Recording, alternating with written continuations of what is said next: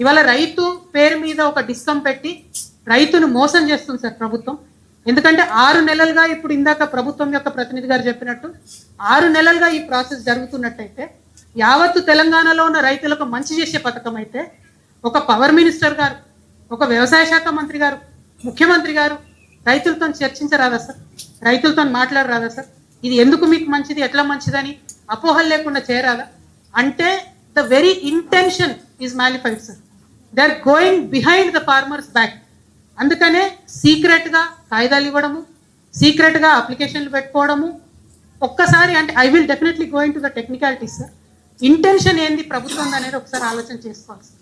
ఎందుకు ఈ మాట అంటూ ఉన్నామంటే రైట్ రాయల్గా రైతుకు మేలు చేసేదైతే ఖచ్చితంగా ముఖ్యమంత్రి గారు ప్రెస్ మీట్ పెట్టి చెప్పేవాళ్ళు సార్. ఖచ్చితంగా వ్యవసాయ శాఖ మంత్రి గారు స్టేక్ హోల్డర్స్ ఇన్వాల్వ్ చేసి మాట్లాడేవారు. ఇవాళ అది జరగలేదు. అసెంబ్లీలో ఇంత పెద్ద అంశం మీద డిస్కషన్ జరగడం లేదు. అసెంబ్లీలో బిల్లు ప్రవేశపెట్టండి. ఎందుకు చేయడం లేదు మీరు? If you are committed, if you are serious, if you are not lying, why are you not discussing this in the assembly? ఇవాళ వచ్చి పబ్లిక్ హియరింగ్లో ప్రతిపక్షాలన్నీ ఇక్కడ నిలబడి మాట్లాడాల్సినటువంటి పరిస్థితి వచ్చిందంటే definitely there is a mala fide intention of the government sir.